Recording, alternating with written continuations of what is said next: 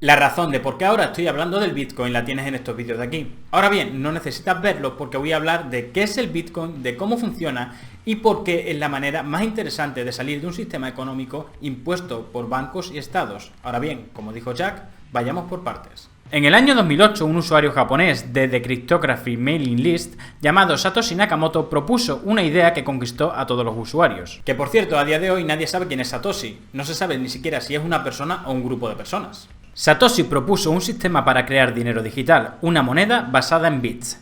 El concepto de esta moneda digital no es diferente al dinero digital que tienes en el banco. Al fin y al cabo, son datos, números en la red. Pero donde reside la diferencia es en el modelo que hay detrás del Bitcoin. Para empezar, cuando realizas cualquier transacción con dinero virtual tiene que existir una autoridad que certifique que esa transacción es válida. Por ejemplo, el banco certifica que se ha realizado una transacción de la cuenta de Pepe a la cuenta de Juanito. En resumen, el dinero virtual bancario depende 100% de una entidad externa. De hecho, cuando usamos tarjetas de crédito como Visa o Mastercard, también dependemos de estas empresas. Otro problema es la privacidad. Cuando pagas por internet o con la tarjeta de crédito, estás obligado a dar tus datos personales, algo que no ocurre con el dinero físico. A este le sumamos la pérdida de poder adquisitivo por culpa de la inflación que hace que tu dinero pierda valor continuamente. Estos tres problemas son los que busca solucionar Bitcoin. ¿Y cómo lo soluciona? Primero, desvinculándose de cualquier entidad bancaria y o gubernamental. En el Bitcoin, los bancos y los estados ni pinchan ni cortan. ¿Y cómo funciona este sistema sin que exista detrás una entidad? Para empezar, el Bitcoin funciona con el sistema peer-to-peer o sistema P2P. Ya hemos tenido que ser brutos con la traducción. Sí, el mismo sistema que utilizaba, por ejemplo, Ares. Si no sabes cómo funciona este sistema, es muy sencillo. Cuando querías descargarte algo, por ejemplo una canción o una película, esto no se encontraba en un servidor central, sino que tiene miles, millones de usuarios alrededor de la red. Entonces, cuando quieres descargarte una película o música, lo que ocurre es que el programa, por ejemplo Ares, se descarga partes de una canción o de una película de todos aquellos usuarios que están conectados a Ares y que tengan esta película o canción. En resumen, los datos van de una persona a otra. Satoshi pensó que este sistema sería perfecto para una moneda digital. Para saber cuántos Bitcoin tiene cada persona, nos hace falta un registro global, una especie de libro digital parecida a una cartilla del banco donde se registran todas las transacciones. En este libro tendrían que estar apuntadas todas y cada una de las transacciones que se hayan hecho desde los inicios del Bitcoin. En este libro tienen que estar todas las transacciones y además tiene que ser público para que cualquiera pueda consultarlo en cualquier momento. De esta manera se puede seguir el movimiento de cada Bitcoin desde su creación. Pero tú no me habías dicho que uno de los problemas de los bancos y los estados es que no teníamos privacidad. Pero si me estás diciendo que con el Bitcoin todo es público, que no hay privacidad. En realidad, lo que es público no son ni tu nombre, ni tus apellidos, ni ningún dato tuyo en particular. Porque cada cuenta es anónima. Se puede trazar quién tiene un Bitcoin o por dónde ha pasado ese Bitcoin. Pero no se puede saber de quién es la cartera donde está ese Bitcoin. Y aquí es donde entra el blockchain. El blockchain es una secuencia de datos encadenados y cada bloque hace referencia al anterior, y lo mejor es que se encuentra distribuido a nivel global. Es seguro y público. Es imposible modificar registros del pasado y mientras haya usuarios en la red, es imposible que desaparezcan los datos. Cada bloque está creado por la comunidad. Cualquier persona desde su casa puede ayudar a crear estos bloques de transacciones. En resumen, es la gente la que se encarga de añadir los registros. Estas personas son los mineros.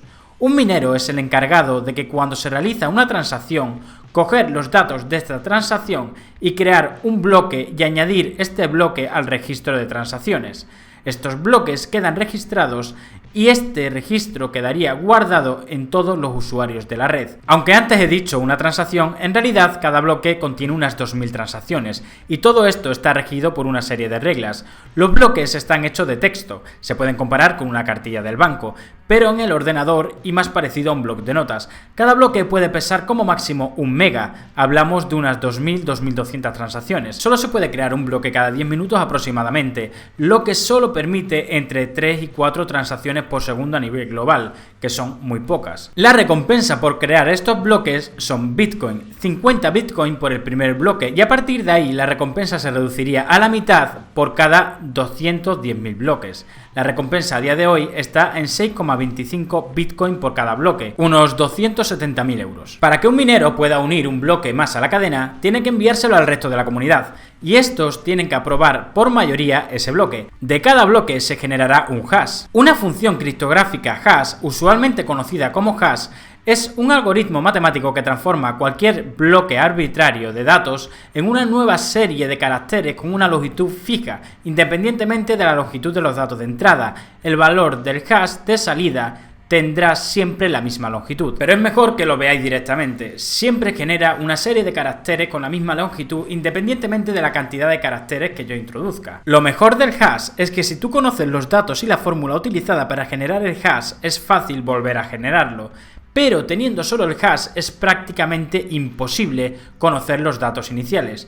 Y entonces, ¿qué contiene un bloque? Pues el bloque contiene el hash del bloque anterior, la fecha y la hora de creación del bloque, la transacción de recompensa para el minero y todas las transacciones que quepan hasta llegar a 1 mega. En cada bloque se incluye el hash del bloque anterior. Esto permite que todos los bloques estén conectados entre ellos, formando de esta manera una cadena entre bloques donde si modificas un único dato, modificarías toda la cadena, y eso cambiaría los siguientes resultados, lo cual hace al Bitcoin completamente seguro. Pues tendrías que cambiar ese dato no solo en un bloque, sino en todos los bloques, y a la par en cada ordenador de cada usuario del mundo, y todo esto a la misma vez. Y aunque fuese muy complejo, ¿no se podría hacer algún tipo de fraude? Pues la verdad es que no, porque para que un bloque sea validado, debe ser, como he dicho antes, aceptado por toda la comunidad, y si tú creas un bloque, llamémoslo fraudulento, donde sales beneficiado, por ejemplo, duplicando un Bitcoin, pues el resto de la comunidad detectaría ese fallo en el bloque y no pasaría el corte. Como los mineros se llevan una recompensa cada vez que la comunidad aprueba su bloque, esta es una razón de peso para que si alguien envía un bloque fraudulento, no validárselo,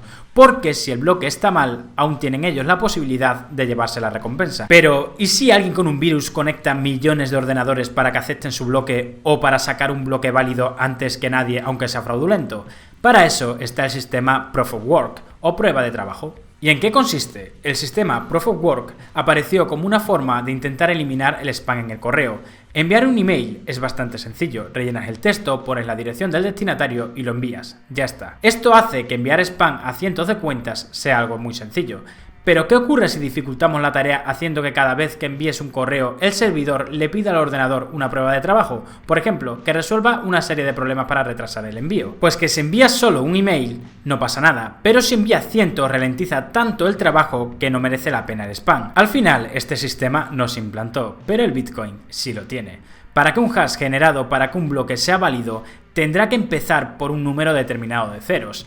Ese número de ceros está predefinido y es modificado cada 2016 bloques. Teniendo en cuenta que variar un solo carácter dentro del hash modifica todo si quieres conseguir un hash que empiece por un número determinado de ceros, deberás modificar los últimos caracteres hasta que el hash aparezca con ese número determinado de ceros.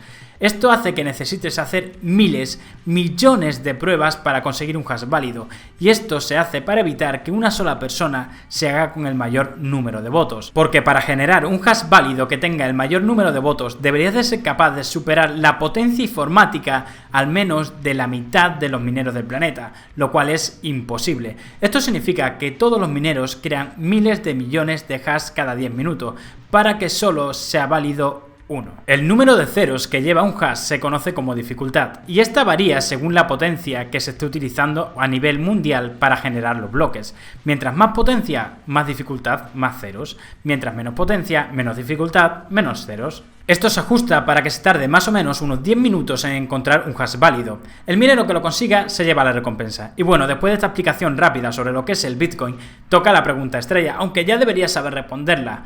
¿Por qué los bancos y los estados odian al Bitcoin? Por la razón que hemos dicho al principio. Hasta ahora, tanto bancos como Estado tenían el monopolio del dinero, pero el Bitcoin es algo que no controlan ellos. De hecho, los primeros negocios que aceptaron el Bitcoin como forma de pago eran negocios ilegales. Pero poco a poco son más las empresas que los aceptan y más las personas que los utilizan. Esto, aparte de hacer que su valor aumente, y pide que los gobiernos puedan controlar tu dinero como hacían hasta ahora. ¿Y es un lugar seguro para invertir? El Bitcoin funciona de manera similar al dinero fiduciario, pero con una gran diferencia. Ahora mismo su precio aumenta de forma continua y no dejan de aparecer unidades de Bitcoin, pero cada vez es más difícil minarlos. Su valor en estos momentos ronda los 60.000 euros, pero se calcula que podría llegar a 1 millón de euros dentro de 5 años. Ahora bien, estos son solo especulaciones. Lo que sí tenemos claro es que tienen un límite, y ese límite son 21 millones de Bitcoin.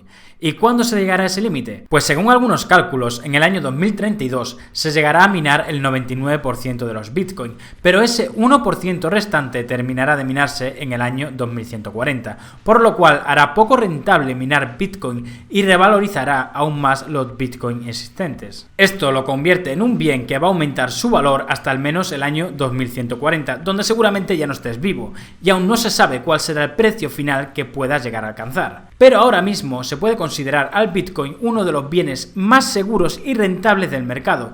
Y por cierto, la próxima vez que veáis una noticia como esta, ya sabéis por qué es, simplemente porque ellos no pueden controlarlo. Además, y esto es un consejo que os voy a dar a nivel general, cuando veáis gráficos de cualquier tipo, ya sea de una criptomoneda o de acciones de una empresa, cuando algo no les interesa, ciertos sectores utilizan gráficas de poca duración, de una semana o un mes.